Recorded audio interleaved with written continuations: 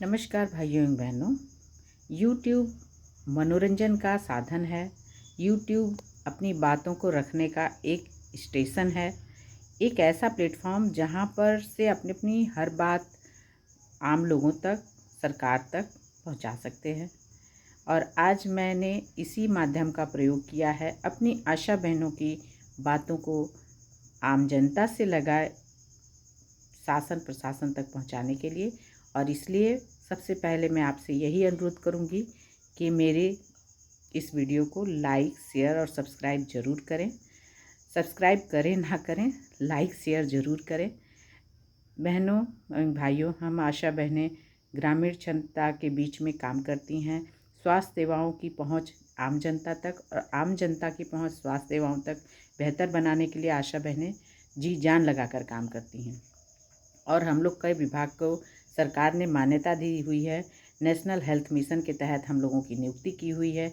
हम लोग क्षेत्र में काम करते हैं, परंतु स्वास्थ्य विभाग की रीढ़ कही जाने वाली आशा आज पैरालिसिस का शिकार हो रही है।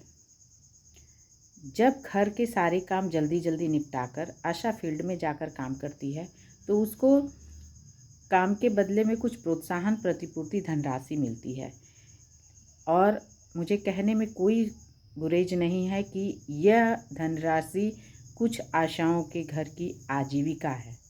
कुछ आशा बहनें हमारी ऐसी हैं जो विधवा हैं, जिनके पति नहीं हैं, जो और कोई काम नहीं करते, जिनके पति बेरोजगार हैं, उनके घर की आजीविका है ये।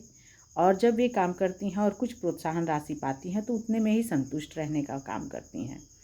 वे अलग से कोई लालच नहीं करती। परंतु जब सरकार बजट अलॉट करती है और आशाओं का पेमेंट आ जाता है तो आशा कुछ नहीं कहती, लेकिन उन लोगों का बजट कटौती कर दिया जाता है। उन लोग के बजट को काट कर सरकार कौन सा काम करती है ये तो नहीं पता, लेकिन छोटा सा काम करने वाली हमारी आशा, जो स्वास्थ्य विभाग में एक अहम भूमिका निभाती है, टीकाकरण से लेकर जननी सुरक्षा योजना, पोलियो अभियान, आयुष्मान कार्ड, हर तरह की योजनाओं को आशा के कंधे पर डाला गया है। आशा एक कर्मचारी की तरह काम कर रही है। इस काम को करने के लिए अन्य कोई कार्य नहीं कर पा रही है। वो अपना परिवार पोषित करने के लिए दूसरे किसी आजीविका को नहीं कर पा रही है। इतना काम इस विभाग ने दे रखा है। परंतु इतने काम को करने के बाद भी आशा को, जो कि सरकार को चाहिए कि एक नियत वेतनमान दे, वेतनमान नहीं दे के प्रतिपूर्ति और प्रोत्साहन राशि 2006 में जो देती थी आज भी वही दे रही है। लेकिन उस वेतन को भी न देकर, उस प्रोत्साहन राशि को भी न देकर उनका बजट से कौन काम हो रहा है। एनएचएम विभाग के पूरे बजट का गड़बड़ झाला कर रखा है इन लोगों ने। हर 2, 4, 6 महीने जाते जाते इनका पोर्टल चेंज होने लगता है और ये भुगतान बाधित कर देते हैं। जननी सुरक्षा योजना के नाम पर प्रसूता को भी पैसे दिए जाते हैं, आशा को भी, लेकिन कोई भुगतान महीनों से नहीं हुआ है। ना तो किसी प्रसूता को उनको भुगतान दिया गया है, ना ही आशा को। ये कहाँ तक न्याय संगत है।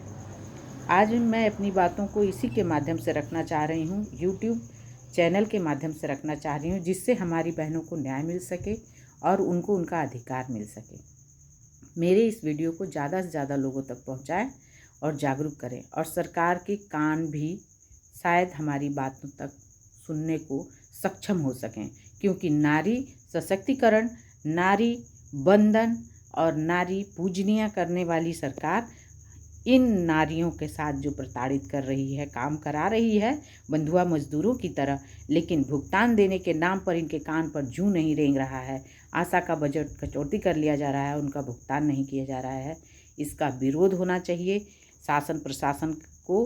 अगर आशा योजना नहीं चाहिए तो बंद कर दे। अपना सारा बजट जहाँ खर्च करना है, चुनाव में, कुंभ मेला में, जहाँ खर्च करना है कर लें, लेकिन आशा योजना के नाम पर आशाओं से काम भी कराते रहो और उनके मेहनत का पैसा भी मार लो। ये ठीक नहीं है। यह बेईमानी बंद करो और बंद करो, बंद करो।